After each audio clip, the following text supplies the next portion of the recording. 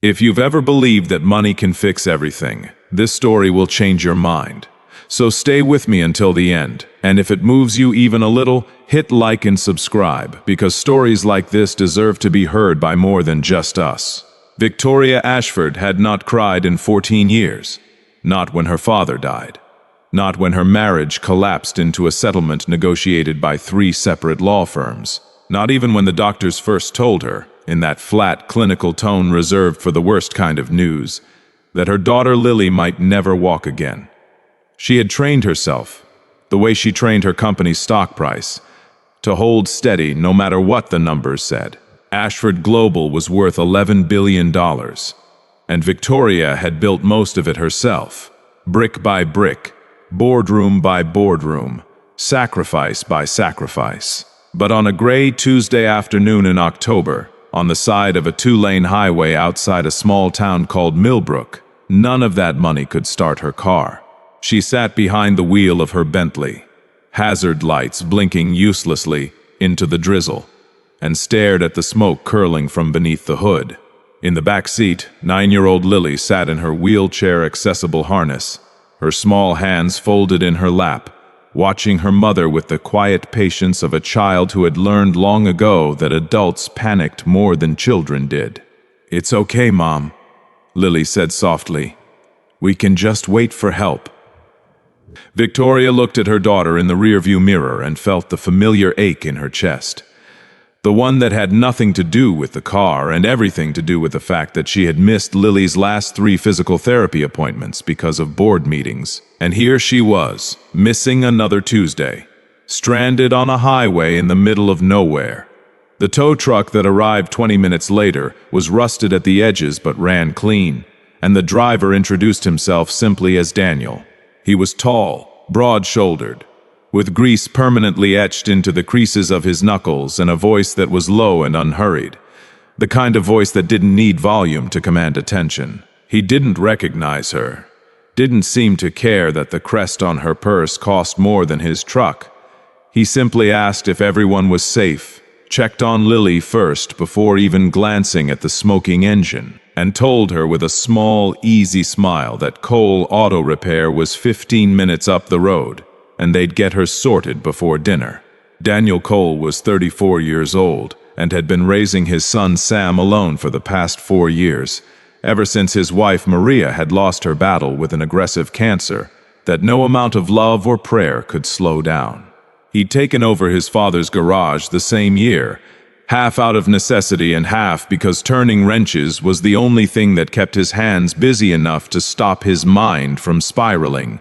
Millbrook wasn't a wealthy town, and Cole Auto Repair wasn't a wealthy business, but it was honest, and in Daniel's mind, honest was worth more than almost anything money could buy.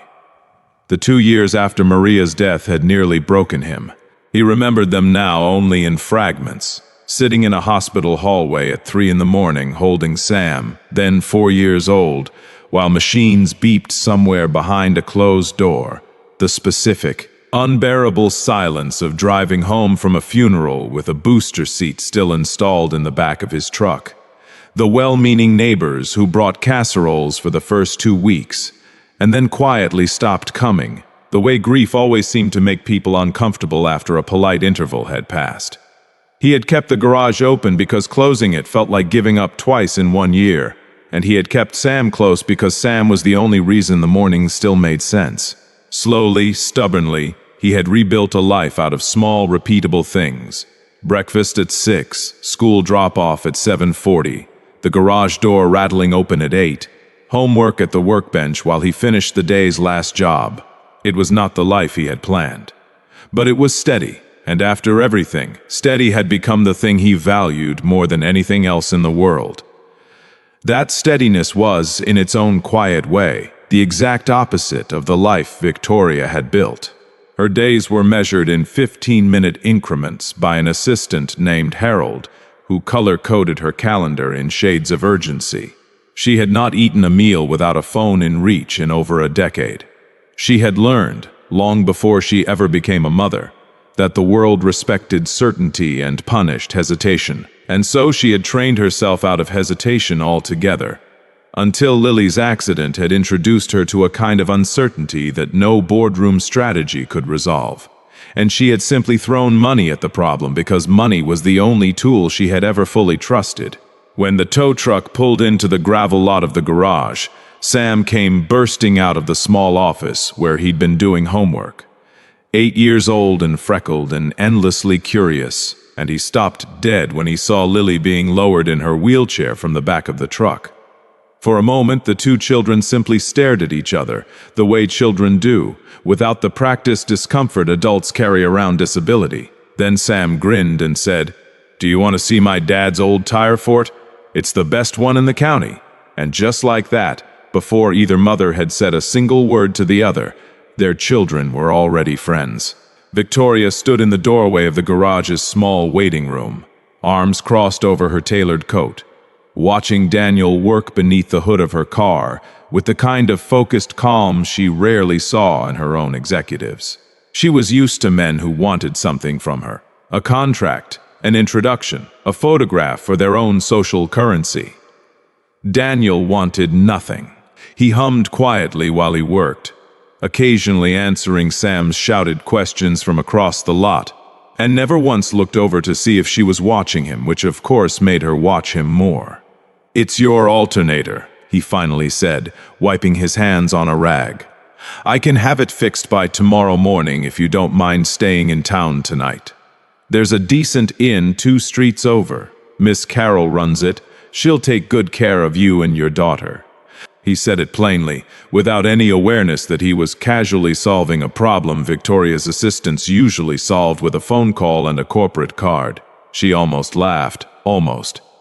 Instead, she said thank you, and meant it more than she expected to. That night, in a modest room at Carol's Inn with faded floral wallpaper and a radiator that clanked every few minutes, Victoria sat on the edge of the bed and watched her daughter sleep. And for the first time in longer than she could remember, she didn't check her phone once. She thought about the mechanic with grease on his knuckles who had looked at Lily's wheelchair the same way he looked at everything else, as simply a fact of the world. Nothing to pity, nothing to flinch from. Most people flinched. Executives, dinner guests, even some of her own relatives flinched, just for a fraction of a second, before catching themselves. Daniel hadn't flinched at all. Lily had been diagnosed 18 months earlier, after a car accident that Victoria still could not think about without her hands going cold. A rain-slicked road, a truck that ran a red light, the sickening sound of metal folding in on itself, and a hospital corridor where a surgeon told her, in the same measured tone he probably used for every family, that her daughter's spine had been damaged in a way that made walking, in his professional opinion, unlikely. Victoria had been in a board meeting when the call came, and she would spend the rest of her life regretting that the last thing she said to Lily that morning, rushing out the door, had been a distracted, "Love you, be good," rather than anything that mattered. Victoria had spent every dollar and every favor chasing a different answer. She'd flown in specialists from 4 countries. She'd funded research grants disguised as donations. She had built in 18 months an entire private medical apparatus dedicated to one single goal, fixing her daughter, the way she fixed everything else, with money and force of will. And none of it had worked because some things, it turned out, could not be bought. The next morning, while Daniel finished the repair, Lily wheeled herself out to the garage's side lot where Sam was showing her his father's old collection of hubcaps, arranged like a metal garden along the fence. Victoria watched from the office window as her daughter laughed. Actually laughed. Head thrown back, the sound bright and unguarded in a way Victoria hadn't heard in months, while Sam performed an increasingly dramatic reenactment of a monster truck rally using 2 hubcaps as steering wheels. Daniel came to stand beside her at the window, following her gaze. "She's got a great laugh," he said simply. "She doesn't laugh like that anymore," Victoria admitted, the words slipping out before she could stop them. "Not since the accident." Daniel didn't offer platitudes.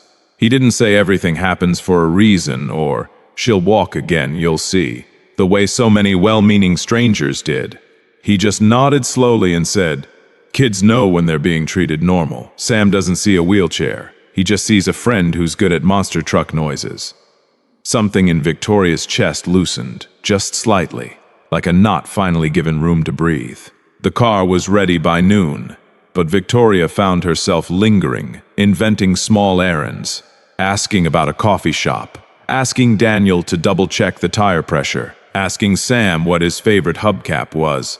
Anything to delay the moment she would have to load Lily back into the Bentley and drive back into the version of her life where every hour was accounted for and no one ever simply existed in a moment without an agenda.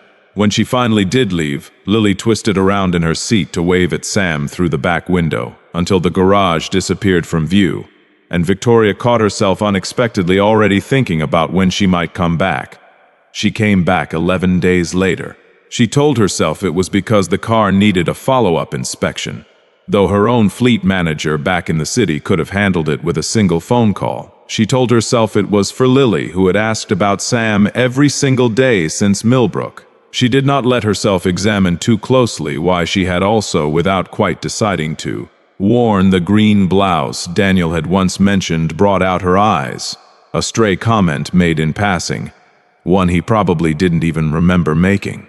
Over the following months, the visits became less about the car and more about something neither of them named out loud.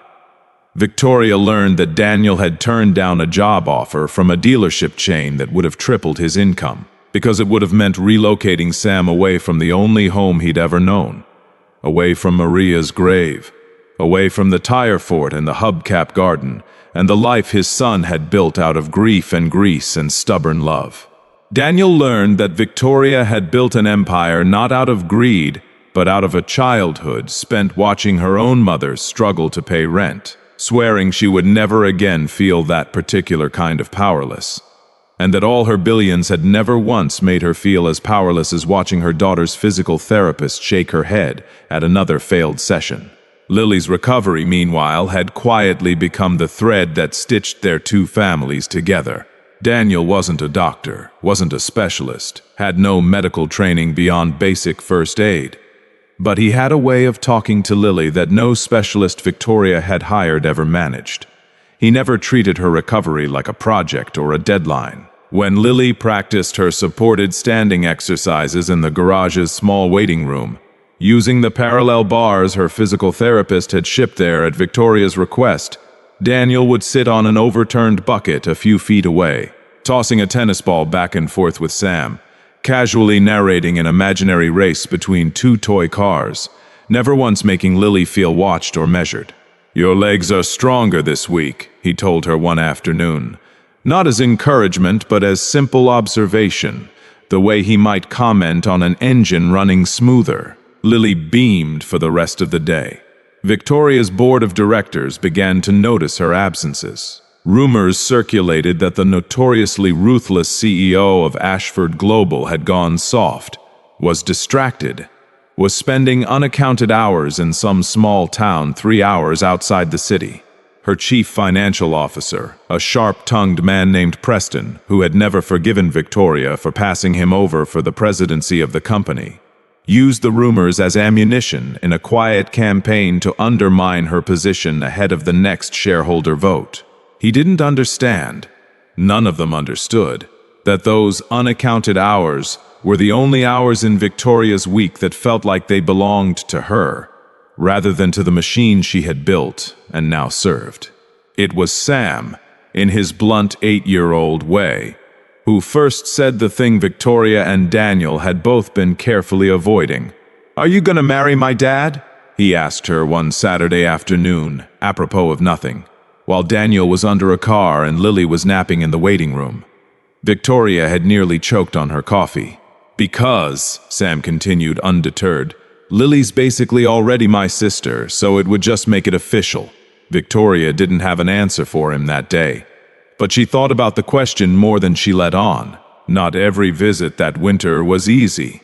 There was a stretch in February when Lily's progress plateaued entirely, when 3 consecutive sessions with Renata produced nothing but frustrated tears and a girl who refused for the first time in months to even attempt the standing exercises. Victoria, watching her daughter's hard-won hope curdle into despair, felt her old instincts roar back to life, the urge to fly in a new specialist, to demand more aggressive treatment, to fix the plateau the way she fixed a failing quarterly report. She said as much to Daniel one evening, pacing the small waiting room while Lily slept in the back of the car and Sam colored quietly at the workbench. Maybe we need someone more advanced. Maybe Renata isn't enough. There has to be someone in Boston or Zurich. Someone who... Victoria. Daniel's voice was quiet, but it stopped her mid-sentence. You can't out-hustle a nervous system. She's not behind schedule. There isn't a schedule. He wasn't dismissing her fear, she realized later.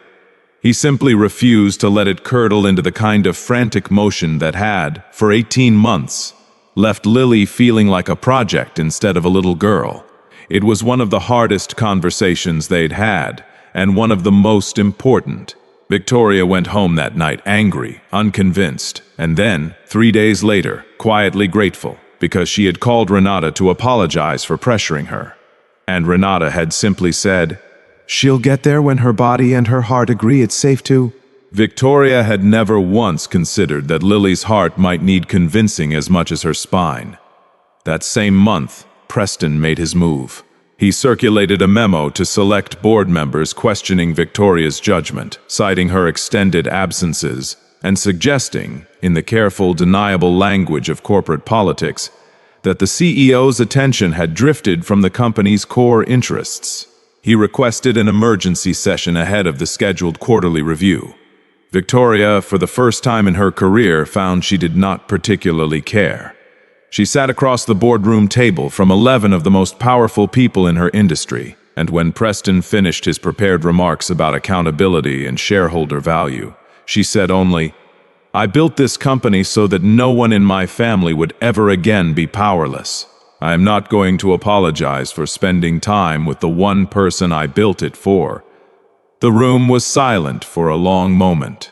Then the chairwoman, a formidable woman named Elaine Whitfield, who had known Victoria's mother, said simply, "Motion to table," and the emergency session dissolved without a vote. Preston did not raise the subject again for months, though Victoria noticed he stopped meeting her eyes in the hallway. The turning point came on a bright Saturday in late spring, 7 months after that first breakdown on the highway. Victoria had driven up for what had become a near-weekly visit, and Lily's physical therapist, a patient woman named Renata who had grown fond of the unconventional treatment environment, was conducting a session in the garage's lot. Using a set of parallel bars, Daniel had bolted into the concrete himself. Lily had made real progress in those 7 months, from no sensation at all in her legs to faint tingling, then to small voluntary movements, then, in the last month, to standing with maximum support for 30 seconds at a time, her face a mask of ferocious concentration. Renata had been careful never to promise a full recovery. Spinal injuries were unpredictable, she reminded them constantly, and Lily's case involved as much psychological trauma from the accident as physical damage. But something was shifting, slowly, session by session. That Saturday, Sam had built an elaborate cardboard racetrack across the garage floor, insisting that Lily judge which of his toy cars was fastest, and in his excitement he knocked over an old metal bucket, sending it clattering loudly across the concrete. Daniel, working on a car nearby, straightened up sharply at the noise, and so did Victoria, both of them turning instinctively toward the children. What none of them expected was Lily's reaction. Startled by the sudden clatter, some old reflex from the crash, the memory of screeching metal, of a world flipping sideways, seized her, and in a single, unthinking burst of pure fear, she pushed herself up out of her wheelchair.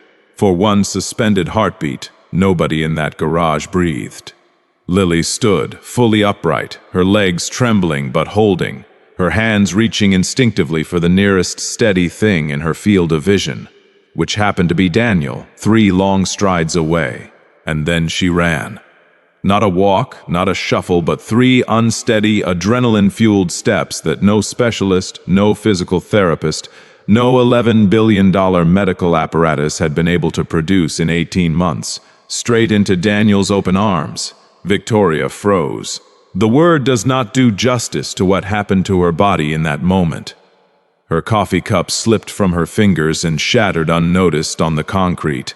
Her breath caught somewhere between her throat and her chest and simply stopped, and every carefully constructed wall she had spent 14 years building around her heart cracked straight down the middle. She had spent a fortune chasing this exact moment.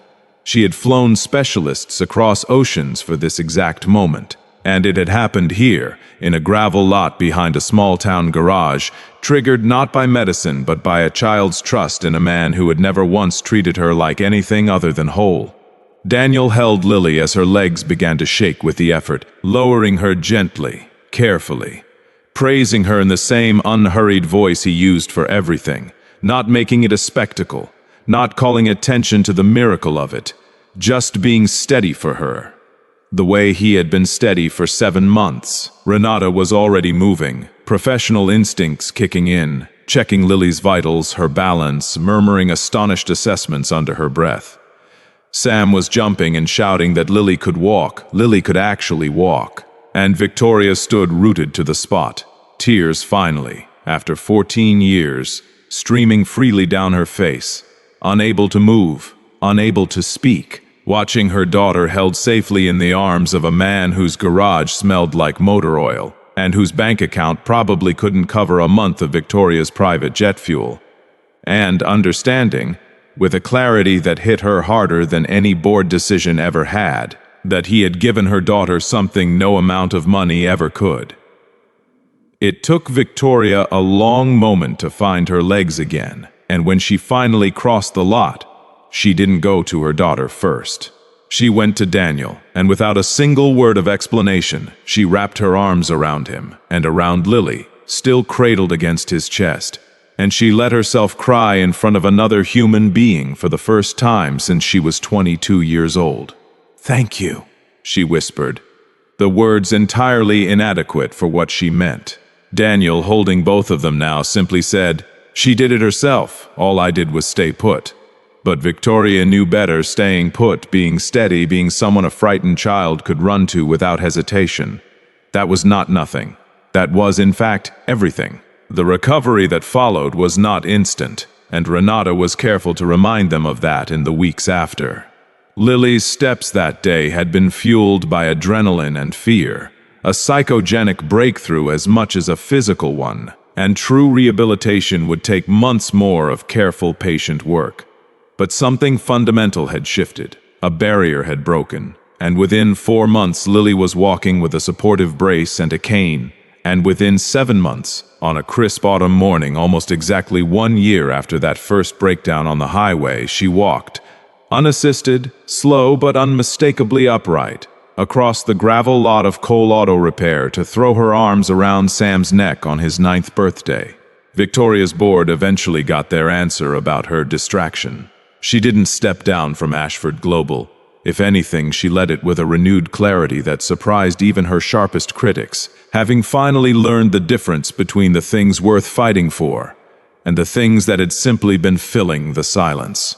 She restructured the company's charitable arm to fund pediatric spinal rehabilitation programs, modeled loosely on Renata's unconventional, low-pressure methods, ensuring that families without $11 billion could access the kind of patient, dignity-centered care that had helped her own daughter. Preston's quiet campaign against her collapsed within the year, undone not by Victoria's ruthlessness, but by the simple, undeniable fact that she had never been more effective, more respected, or more herself than she was after Millbrook. Daniel never took a cent from Victoria for anything beyond the actual cost of car repairs, no matter how many times she tried, gently and then insistently, to thank him with money, because money had never been the language he spoke, and he wasn't about to start learning it now. What he accepted instead was smaller and larger at once. Saturday dinners that stretched into Sunday mornings. A woman who showed up not with a driver and an entourage, but alone, in jeans, willing to get grease on her hands, helping Sam organize the parts shelf.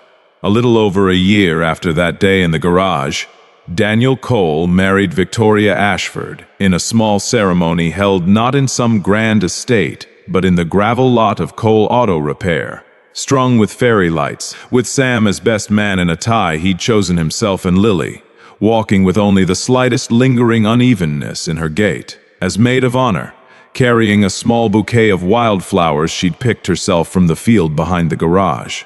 People still ask Victoria sometimes how a woman who built an $11 billion empire ended up marrying a small-town mechanic. She always gives them the same answer. She tells them that money can buy specialists and private jets and the best hospitals in the world. And it did, for 18 months, and none of it brought her daughter back to her feet. What brought her daughter back to her feet was a man who never once looked at a wheelchair and saw a limitation, who gave a frightened little girl somewhere safe to run to, and who taught Victoria, after 14 years of believing that strength meant never breaking, that the strongest thing a person could ever do was simply stay, steady and unmoving, so that someone else had somewhere safe to fall. Renata still visits twice a year, no longer as a hired therapist, but as an honorary aunt, and she likes to tell people that in 20 years of practice she has never seen a recovery quite like Lily's, not because the medicine was unusual, but because the environment was. You can't prescribe a garage full of people who refuse to treat you like you're broken, she says. But if you could, I'd write it for every patient I have. Victoria eventually funded a small wing of a children's hospital built entirely around that principle. Low-pressure rooms that looked nothing like hospital rooms, staffed by therapists trained to let recovery happen on a child's own timeline instead of a chart's. She named it simply The Steady Place, and she made sure the plaque by the entrance credited no donor, no company, no billionaire, only the words for every child who needs somewhere safe to run to. Sam is 12 now, and taller than his father expects him to be, and he still insists, every single year on the anniversary of that Saturday in the gravel lot, that it was his knocked-over bucket that fixed Lily's legs, a claim Lily disputes loudly and affectionately every time. Daniel still opens the garage at 8 every morning, still hums while he works, still refuses, gently but immovably, to let Victoria pay him for anything beyond parts and labor, though she has long since stopped trying to argue him out of it. And on quiet evenings now, when the garage has closed for the day and the hubcap garden catches the last of the sunset along the fence, you can still find Lily and Sam out in that gravel lot, older now, still inseparable, still racing toy cars across cardboard tracks they've long since outgrown but refuse to give up. And if you look toward the office window, you'll see Daniel and Victoria watching them the way they have every evening for years. Not as a billionaire and a mechanic, not as two people from impossibly different worlds, but simply as two parents who found, in the most unlikely of places, exactly what money was never going to buy them: a family, whole and steady, and a place to belong.